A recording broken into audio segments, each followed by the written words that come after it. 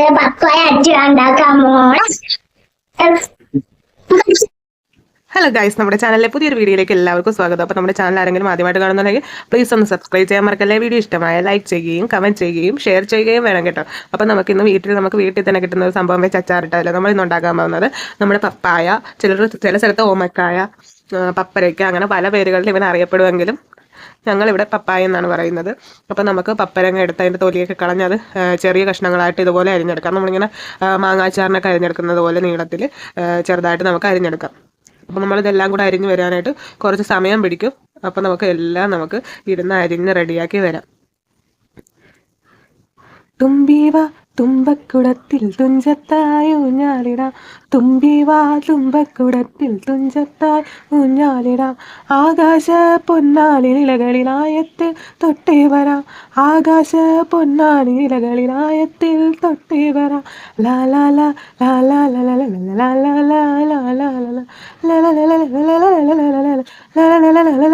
ലാ ലാ.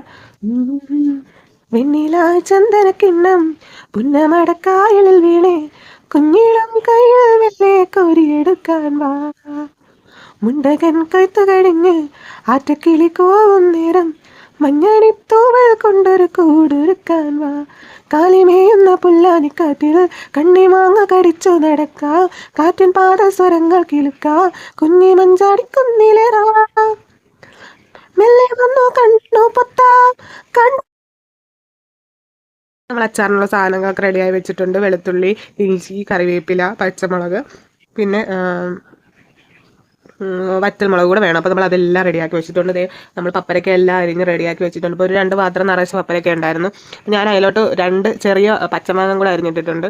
അപ്പോൾ ഒരു മിക്സ്ഡ് ആയിട്ടുള്ള ടേസ്റ്റ് വരാൻ വേണ്ടി. അതില്ലാതെ സെപ്പറേറ്റ് ആയിട്ട് വെക്കാം. ക്യാരറ്റ് ചേർത്ത് വെക്കുന്നവരുണ്ട്, ഈന്തപ്പഴം ഇട്ട് വെക്കുന്നവരുണ്ട്. അങ്ങനെ ഓരോരുത്തരുടെ ഇഷ്ടാനുസരം ഇടാം. പിന്നെ ഞാനിപ്പോൾ 2 ചെറിയ മാങ്ങയും കൂടെ ഇതിൻ്റെ കൂടെ അരിഞ്ഞിടുന്നുണ്ട്. ചെറിയ വലിപ്പമുള്ള മാങ്ങയാണ്, ഒരുപാട് വലിയ മാങ്ങയൊന്നുമല്ല. അപ്പോൾ അതും കൂടി അരിഞ്ഞിട്ടുണ്ട്. അപ്പോൾ നമ്മൾ ചട്ടി നന്നായിട്ട് ചൂടായി വന്നിട്ടുണ്ട്. അപ്പോൾ നമുക്ക് അതിലോട്ട് നല്ലെണ്ണയാണ് ഇടുന്നത്. നല്ലെണ്ണ ഒഴിച്ചുണ്ടാക്കി കഴിഞ്ഞാൽ നമ്മുടെ അച്ചാർ പെട്ടെന്ന് ചീത്തയാകത്തില്ല. വെളിച്ചെണ്ണയൊക്കെ ആണെന്നുണ്ടെങ്കിൽ പെട്ടെന്ന് കേടായി പോകും. നല്ലെണ്ണയാണെങ്കിൽ കുറച്ച് നാൾ നമുക്ക് സൂക്ഷിച്ച് വെച്ചാലും കേടൊന്നും പൂപ്പലൊന്നും വരാതിരിക്കും. അപ്പോൾ അതുകൊണ്ട് ഞാൻ നല്ലെണ്ണയാണ് ഒഴിച്ചു കൊടുത്തിരിക്കുന്നത്. നല്ലെണ്ണ നന്നായിട്ട് ചൂടായി വരുമ്പോൾ നമുക്ക് അതിലോട്ട് ഉലുവ ഇട്ട് കൊടുക്കാം. ഉലുവ പൊട്ടി വരുമ്പോൾ അതിലേക്ക് കുറച്ച് കടുകും കൂടി ഇട്ട് കൊടുക്കാം. അപ്പം കടുകെല്ലാം പൊട്ടി വരുമ്പോഴത്തേക്കും നമുക്കതിലേക്ക് ഓരോന്നായിട്ട് ആഡ് ചെയ്ത് കൊടുക്കാം. കറിവേപ്പിലയും വറ്റൽമുളകും ആദ്യം തന്നെ ഇട്ട് കൊടുക്കാം. പിന്നെ നമുക്ക് അതിലോട്ട് അരിഞ്ഞ് വെച്ചിരിക്കുന്ന ഇഞ്ചിയും പച്ചമുളകും വെളുത്തുള്ളിയും കൂടെ നമുക്ക് ചേർത്ത് കൊടുക്കാം. അപ്പം ആദ്യം കടുകൊക്കെ നന്നായിട്ടൊന്ന് പൊട്ടി വരട്ടെ.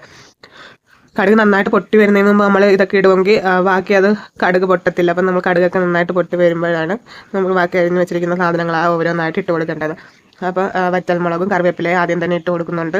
പിന്നെ അത് ഒന്ന് ചെറുതായിട്ടൊന്ന് മൂത്ത് വരുമ്പോഴത്തേക്ക് നമുക്ക് അതിലോട്ട് എല്ലാം പെട്ടെന്നാകും. ഒരുപാട് സമയത്തെ കാര്യമൊന്നുമില്ല, 10 മിനിറ്റ് അത്രയും നമ്മൾ മൊത്തത്തിൽ എടുക്കുന്നുള്ളൂ. അപ്പോൾ നമ്മൾ കറിവേപ്പിലയും ഇതൊന്ന് മൂത്ത് വരുമ്പോൾ നമുക്ക് അതിലോട്ട് വെളുത്തുള്ളിയും ഇഞ്ചിയും പച്ചമുളകും ഒക്കെ അരിഞ്ഞ് വെച്ചിരിക്കുന്നതും കൂടെ നമുക്ക് ഇട്ടൊന്ന് വഴറ്റി കൊടുക്കാം.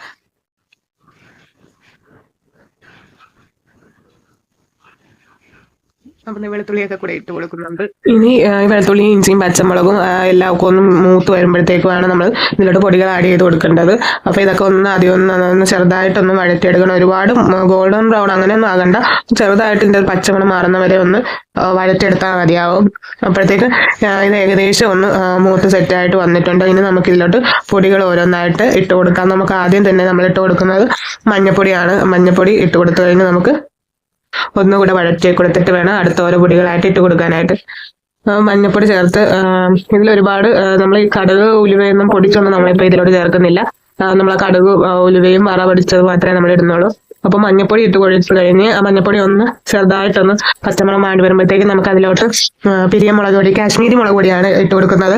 അപ്പോൾ അത് നമ്മുടെ അച്ചാറിന് നല്ലൊരു കളർ ഉണ്ടാകും. എന്നാൽ ഒരുപാട് എരിവ് കാണത്തില്ല. നമുക്ക് ഈ പച്ചമുളകിൻ്റെ ആയിട്ടുള്ള എരിവേ കാണത്തുള്ളൂ. ഈ കാശ്മീരി മുളക് പൊടി ആയതുകൊണ്ട് നമുക്ക് നല്ലൊരു കളർ കിട്ടും അച്ചാറിന്. അപ്പം കാശ്മീരി മുളക് പൊടി ഇവിടെ ഇട്ട് കൊടുക്കാം. അതും കൂടെ ചെറുതായിട്ട് മൂത്ത് വരുമ്പോൾ പിന്നെ നമ്മൾ ഇതിൻ്റെ അകത്തോട്ട് ചേർക്കുന്നത് കായത്തിൻ്റെ പൊടിയാണ്. കായപ്പൊടിയും കൂടെയാണ്. ഈ 3 പൊടികൾ മാത്രമേ നമ്മളിപ്പോൾ ഇതിൻ്റെ അകത്ത് ചേർക്കുന്നുള്ളൂ. മഞ്ഞൾപ്പൊടി, മുളക് പൊടി, കായപ്പൊടി. എന്നിട്ട് ഈ പൊടികളൊക്കെ ഒന്ന് മൂത്ത് വരുമ്പോഴത്തേക്കും നമുക്ക് ഇതിൻ്റെ അകത്തോട്ട് വിനാഗിരി ചേർത്ത് കൊടുക്കണം. വിനാഗിരി എന്ന് വെച്ചാൽ ഓരോ സ്ഥലത്തും വിനാഗിരിക്ക് ഓരോരോ പേരാണ്. സുർക്ക എന്ന് പറയുന്നവരുണ്ട്, വിനാഗിരി, വിനിഗർ, അങ്ങനെ പല പല പേരുകളിൽ പറയുന്നവരുണ്ട്. ഞങ്ങളിവിടെ വിനാഗിരി എന്നാണ് പറയുന്നത്. അപ്പം നമ്മൾ ഈ പൊടികളൊക്കെ മൂത്ത് വന്നു കഴിയുമ്പോഴത്തേക്കും നമുക്ക് ഇതിൻ്റെ അകത്തോട്ട് വിനാഗിരി കൂടെ ഒഴിച്ചു കൊടുക്കാം. അപ്പം നമ്മുടെ പൊടികളൊക്കെ ഏകദേശം മൂത്ത് വന്നിട്ടുണ്ട്. അവർ കായപ്പൊടിയും കൂടി ഇട്ട് കൊടുക്കുന്നുണ്ട്. കായപ്പൊടി ഇട്ട് കഴിഞ്ഞാൽ നമുക്ക് ഉപ്പിട്ട് കൊടുക്കണം ആവശ്യത്തിന്. പിന്നെ നമുക്ക് വിനാഗിരിയും കൂടെ ഒഴിച്ചു കൊടുക്കാം. ഈ പൊടികളിലോട്ട് വിനാഗിരി ഒഴിക്കുമ്പോൾ ഞങ്ങളെല്ലാവരും നല്ല തുമ്മലായിരുന്നു ഈ മുളകിന്റെ കൂടെ ആദ്യം കുറച്ച് വരുമ്പോൾ ഒരു സ്മെല്ല് വന്നിട്ട് നമ്മുടെ മൂക്കിൽ ഇച്ചിരി മാറ്റി വെച്ചിട്ട് വിനാഗിരി ഒഴിച്ച് കൊടുക്കുന്നതായിരിക്കും നല്ലത്. അപ്പൊ നമ്മൾ വിനാഗിരി കൂടെ ഒന്ന് ഒഴിച്ച് കൊടുക്കുന്നുണ്ട്. അപ്പൊ ആദ്യം കുറച്ച് ഒഴിച്ച് അതൊക്കെ ഒന്ന് മിക്സ് ആക്കിയിട്ട് ബാക്കിയും കൂടെ ഒഴിച്ച് കൊടുക്കാം. എന്നിട്ട് കുറച്ച് വെള്ളം കൂടെ നമുക്ക് ആവശ്യത്തിന് അത് അരപ്പ് മുങ്ങുന്ന ഭാഗത്തിന് ഇല്ലെങ്കിൽ നമുക്ക് കുറച്ച് വെള്ളം കൂടെ ഒഴിച്ച് കൊടുക്കാം. അപ്പം നമ്മൾ ഉപ്പും കൂടി ഇട്ട് കൊടുക്കുന്നുണ്ട്. എന്നിട്ട് നന്നായിട്ടൊന്ന് വഴറ്റി കൊടുത്തിട്ട് നമുക്ക് അരിഞ്ഞു വെച്ചിരിക്കുന്ന പിന്നെ പപ്പായ നമുക്ക് ഇതിലോട്ട് തട്ടി കൊടുക്കാം. അപ്പൊ നന്നായിട്ട് ഇത് വഴണ്ട് വന്നിട്ടുണ്ട്. നമുക്ക് ഇതിൻ്റെ അകത്തോട്ട് ഇനി പപ്പായ അരിഞ്ഞത് ഇട്ട് കൊടുക്കാം. പപ്പായ അരിഞ്ഞത് ഇട്ട് കൊടുത്ത് നന്നായിട്ട് ഈ അരപ്പെല്ലാം പപ്പായയിലും മിക്സ് ആവുന്ന രീതിക്ക് നന്നായിട്ട് നമ്മളൊന്ന് മിക്സ് ആക്കി കൊടുക്കണം.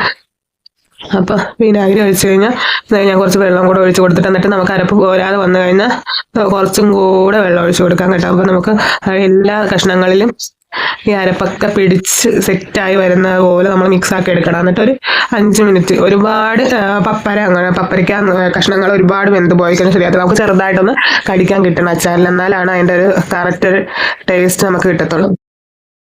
അപ്പൊ നമ്മുടെ അച്ചാറിന്റെ ഗ്രേവി ഒക്കെ റെഡി ആയിട്ടുണ്ട്. ഇനി നമ്മൾ കുഞ്ഞായിട്ട് അരിഞ്ഞു വെച്ചിരിക്കുന്ന നമ്മുടെ പപ്പായ കഷ്ണങ്ങൾ നമുക്ക് അരപ്പിലോട്ട് ഇട്ട് കൊടുത്തിട്ട് എല്ലാ ഭാഗത്തും എത്തുന്നവരെ ഒന്ന് മിക്സ് ആക്കി കൊടുക്കണം. എല്ലാ കഷ്ണങ്ങളിലും നമ്മുടെ അരപ്പ് പിടിച്ച് റെഡിയാകണം. അപ്പൊ നമുക്ക് ഈ കഷ്ണങ്ങളെല്ലാം ഇതിലോട്ട് ഇട്ട് തട്ടി കൊടുത്തിട്ട് നമുക്ക് അതെല്ലാം കൂടെ ഒന്ന് മിക്സ് ചെയ്ത് യോജിപ്പിച്ച് എല്ലായിടത്തും എത്തുന്ന പോലെ നമുക്കത് ഒന്ന് മിക്സ് ചെയ്ത് റെഡിയാക്കി എടുക്കാം. അപ്പൊ എല്ലാം കഷ്ണത്തിൽ അരപ്പൊക്കെ പിടിച്ച് കഴിഞ്ഞിട്ട് ഒരു 5-10 മിനിറ്റ് ഒന്ന് ചെറുതായിട്ടൊന്ന് വേവിച്ചാൽ അത് ഒരുപാട് കുഴഞ്ഞു പോകരുത്, ചെറുതായിട്ടൊന്ന് കടിക്കാൻ കിട്ടണം. ഞാൻ നേരത്തെ പറഞ്ഞില്ല, അതുപോലെ തന്നെ ഒന്ന് മിക്സ് ആക്കി ഒന്ന് വേവിച്ചെടുത്ത് കഴിഞ്ഞാൽ നമ്മുടെ അച്ചാർ സെറ്റ് ആയിട്ടുണ്ട്. ഇനി നമ്മളൊരു ഉണങ്ങിയ ടിന്നിൽ നമുക്ക് എടുത്ത് വെച്ചിട്ട് അടച്ച്